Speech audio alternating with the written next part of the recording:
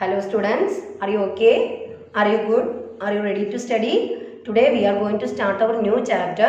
It is the 15th chapter from your textbook and the name of this chapter is Chindiyam. What do you mean by Chindiyam? Chindiyam means ants. From this lesson we are going to study about ants. Okay, are you ready? Yes. All of you take out your textbook, page number 59. Part 15, Chindiyam. Okay, I am going to read. All of you listen carefully. चींटियां बहुत मेहनती होती है. ये हमेशा कतार में चलती है, कभी आपस में लड़ती झगड़ती नहीं. From this lesson, we are going to know the characteristics of ants. നമ്മുടെ ഉറുമ്പുകളുടെ വിശേഷതകൾ, ഉറുമ്പുകളുടെ സ്വാഭാവിക വിശേഷതകളാണ് നമ്മൾ ഈ ലെസണിൽ നിന്ന് പഠിക്കാൻ പോകുന്നത്. We have to know is some lessons, some important lessons from ants. Okay, that we are going to study from this lesson. Okay, चींटियां बहुत मेहनती होती है. Ants are very much hard working. They are working hard every time.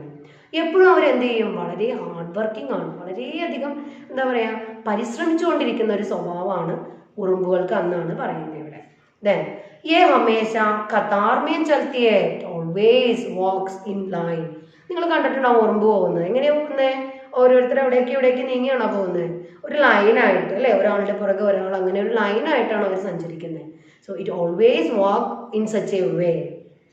Then കബി ആപ്പസ് में लड़ती चकटती नहीं, it never fight with each other. അവരുടെ ഗ്രൂപ്പിലുള്ള ആരുമായിട്ട് അവരെന്ത് ചെയ്യില്ല, വഴക്കൊന്നും ഉണ്ടാക്കില്ല എന്നാണ് പറയുന്നത്. Okay, so this is our first paragraph. Now the second paragraph, ये दिन रात काम करती है. It works hard every time. രാത്രിയെന്നോ പകലെന്നോ ഇല്ലാതെ എപ്പോഴും എന്ത് ചെയ്യും, അവര് ജോലി ചെയ്തുകൊണ്ടേയിരിക്കും. जब सब सुख की नींद सो रहे होते हैं, तब ये बरसात के दिनों के लिए खाना जमा करती है. When all are sleeping in night or all are sitting simply, that time also they are working hard for rainy season, for collecting grains or food for rainy season. എല്ലാവരും ഉറങ്ങിക്കിടക്കുന്ന സമയത്തും ഇവരെന്ത് ചെയ്യും, മഴ സമയത്തേക്ക് അവർക്ക് ഭക്ഷണം കഴിക്കാനുള്ള, ഭക്ഷണത്തിന് വേണ്ടിയിട്ട് പരിശ്രമിച്ച്, അല്ലെങ്കിൽ ഭക്ഷണം കണ്ടുപിടിക്കാനുള്ള പരിശ്രമത്തിലായിരിക്കും എന്നാണ് പറയുന്നത്. ഓക്കെ, छोटी छोटी ये चिड़ियाँ दूर की सोचती है.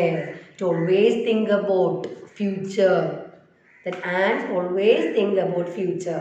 മുന്നിൽ വരുന്ന അല്ലെങ്കിൽ നമ്മുടെ ഭാവിയെ കുറിച്ചാണ് എപ്പോഴും ആൻസ് ചിന്തിക്കുന്നതെന്ന് പറയുന്നത്. അതിന് വേണ്ടിയിട്ടാണ് അവരെന്ത് ചെയ്യുന്നത്, മഴ സമയത്തേക്ക് ഭക്ഷണം കഴിക്കാനുള്ള ഭക്ഷണം നേരത്തെ തന്നെ അവർ ശേഖരിച്ചു വെക്കും എന്നാണ് പറയുന്നത്. ഓക്കെ, then ഭഗവാൻ ने कितनी अद्भुत समझ इन्हें दी है. God gives marvelous that intelligence to that ants. വളരെ മാർവലസ് ആയിട്ടുള്ള, അത്ഭുതകരമായിട്ടുള്ള ഒരു ബുദ്ധിയാണ് ഈശ്വരൻ ഉറുമ്പുകൾക്ക് നൽകിയിരിക്കുന്നത്. Okay, now the third paragraph, चिड़ियाँ हमेशा मिलजुल कर रहती है. They always lives together.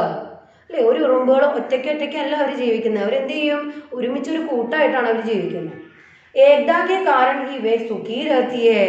Because of this unity they can live happily.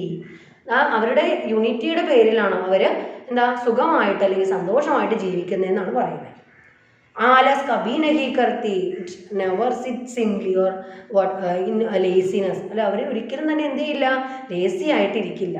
പിന്നെന്താ, ഏക് ദൂസരെ കി മദദ് കെ ലിയെ ഹമേശ തയ്യാർ രഹത്തി ഹൈ, always ready to help others.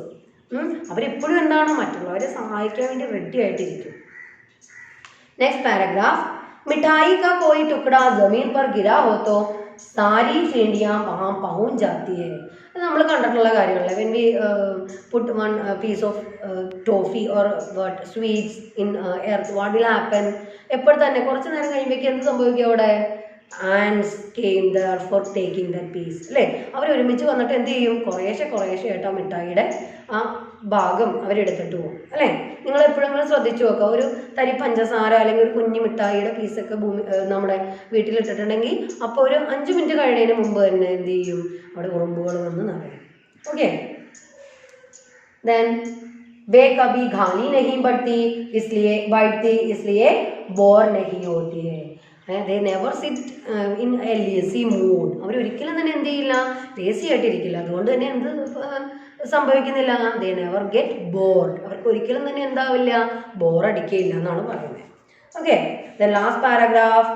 इनमें सूंघने की शक्ति तेज होती है, ability to smell, sharp ability. അവർക്കൊരു നല്ല എന്താ പറയുക, ശക്തിയായിട്ടുള്ളൊരു കഴിവാണ് എന്താണ്, സ്മെല് ചെയ്യാനുള്ള കഴിവ്. सूंघना मीन्स स्मेल. इन्हें तुरंत पता चल जाता है कि मिठाई या चीनी कहाँ गिरी हुई है. उन्हें अचानक और तुरंत ही पता चलता है कि मिठाई या चीनी कहाँ पड़ा है और कहाँ जाकर उन्हें उसे लेना है. എവിടെയാണ് ആ മിഠായി അല്ലെങ്കിൽ ആ സ്വീറ്റ്സ് അല്ലെങ്കിൽ ആ പഞ്ചസാരയുടെ തരി വീണ് കിടക്കുന്നതെന്ന് പെട്ടെന്ന് തന്നെ അവർക്ക് മനസ്സിലാവും. എങ്ങനെയാണ് മനസ്സിലാവുന്നത്? Because of their ability to smell. Okay, then यदि हम उन्हें छेड़े तो वे जोर से काटती है. If we disturb them, what will happen? It bite what hardly. അല്ലേ, നമ്മളെ വളരെ ശക്തിയായിട്ട് അവരെന്ത് ചെയ്യും, കടിക്കും നമ്മൾ. It bytes. देन जब हम चींटी काटती है वहाँ दर्द उठता है. चींटियों से हम बहुत कुछ चींटियों से हम बहुत कुछ सीख सकते हैं. जब हम चींटी काटती है, നമ്മൾ എവിടെയാണോ ഉറുമ്പ് കടിക്കുന്നത് അവിടെ എന്ത് സംഭവിക്കും? നല്ല രസമായിരിക്കുമോ, നല്ല സുഖമായിരിക്കുമോ? ഇല്ല, അവിടെ എന്ത് പറ്റും? We have to what suffer pain അല്ലേ, അതിൽ നമുക്ക് എന്താ പറയുക, വേദന ഉണ്ടാവും അല്ലേ, ടു സഫർ ദാറ്റ് പെയിൻ. चींटियों से हम बहुत कुछ सीख सकते हैं. we have to study lot of lesson from this ants. We can get a lot of moral, lot of lesson from the life of ants. So this is a simple chapter. Okay, hope it is clear for you. We will read once again this and we will do the exercise part. Okay, all of you listen carefully, touch your finger and read. Okay, part 15. चींटियाँ. चींटियाँ बहुत मेहनती होती है. ये हमेशा कतार में चलती है, कभी आपस में लड़ती झगड़ती नहीं है. ये दिन रात काम करती है. जब सब सुख की नींद सो रहे होते हैं तब ये बरसात के दिनों के लिए खाना जमा करती है. छोटी छोटी ये चींटियाँ दूर की सोचती है. भगवान ने कितनी अद्भुत समझ इन्हें दी है. चींटियाँ हमेशा मिलजुल कर रहती है. एकता के कारण वे सुखी रहती है. आलस कभी नहीं करती. एक दूसरे की मदद के लिए हमेशा तैयार रहती है. मिठाई का कोई टुकड़ा जमीन पर गिरा हो तो सारी चींटियाँ वहाँ पहुँच जाती है. कतार में आकर दौड़ा दौड़ा लेकर जाती है. वे कभी खाली नहीं बैठती, इसलिए बोर नहीं होती है. इनमें सूंघने की शक्ति तेज होती है. इन्हें तुरंत पता चल जाता है कि मिठाई या चीनी कहाँ गिरी हुई है. चींटियाँ स्वयं हमें काटती नहीं है. यदि हम उन्हें छेड़े तो वे जोर से काटती है. जहाँ चींटी काटती है वहाँ दर्द उठता है. चींटियों से हम बहुत कुछ सीख सकते हैं. Okay, now take the next page. Page number 16. You just read the summary of lesson yourself, and we have some meanings, synonyms and antonyms. That also you read yourself. And we have some answer the following. First one, चींटियाँ क्या करती है? चींटियाँ क्या करती है? चींटियाँ बहुत अधिक मेहनत करती है. Okay. Then भगवान ने इन्हें क्या दिया है? That is the second question. എന്താ ഈശ്വരൻ നൽകിയിരിക്കുന്നവർക്ക്? അദ്ഭുത് സമജ് ദി ഹെ. വേ ബോർ ക്യോ നഹി ഹോത്തി. എന്തുകൊണ്ടാണ് അവർക്ക് ബോറടിക്കാത്തത്? വേ കഭി ഖാലി നഹി ബൈഠത്തി, ഇസ്ലിയെ ബോർ നഹി ഹോത്തി. അവരൊരിക്കലും സിമ്പിളായിട്ട് അല്ലെങ്കിൽ വെറുതെ ഇരിക്കില്ല. അതുകൊണ്ട് തന്നെ എന്താണ്, അവർക്ക് ബോറടിക്കില്ല. इनमें कौन सी शक्ति तेज होती है? चींटियों में कौन सी शक्ति तेज होती है? सूंघने की शक्ति तेज होती है. चींटियाँ कब हमें काटती है? എപ്പോഴാണ് നമ്മളെ ആൻസർ അല്ലെങ്കിൽ ഉറുമ്പോൾ നമ്മളെ കടിക്കുന്നത്? എപ്പോഴാണ്? When we disturb dum. എപ്പോഴാണോ നമ്മൾ അവരെ ശല്യപ്പെടുത്തുന്നത് അപ്പോഴാണ് നമ്മളെ അവർ എന്ത് ചെയ്യുന്നത്? കടിക്കുന്നത്. ഓക്കെ, then second question, सही उत्तर पर निशान लगाए. Tick the correct answer. First one, चींटियाँ हमेशा मिलजुल कर रहती है. आंसर्स आर इसलिए दुखी रहती है, इसलिए सुखी रहती है. Which answer we have to take?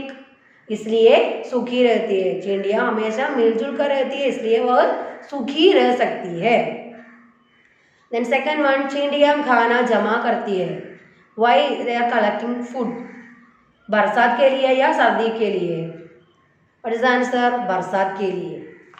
Then our grammar session, भाषा ज्ञान.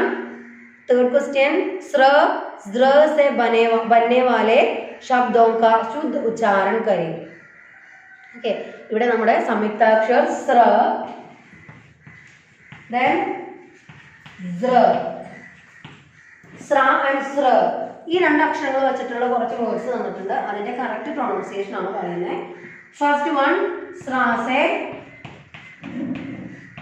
ശ്രീമാൻ. Okay, pronounce with me. Sriman. Then Zram. Sram. Then Shreshth. Shreshth. Okay, Sriman, Sram, Shreshth. Then next one Sr. Sringala. Sringala, chain, Sringala. Then Sring. Sring, Sringala, Sring. Third one, Sringar. Sringar. Okay, this is Sra, then Sra. Sriman, Sringala. രണ്ടും തമ്മിലുള്ള pronunciation difference ശ്രദ്ധിക്കുക, അതനുസരിച്ച് വായിക്കുക കേട്ടോ. Now, fourth question. समान अर्थ वाले शब्दों के जोड़ा बनाए. Here some words are given in bracket. You want to write together the synonyms. Okay. First one,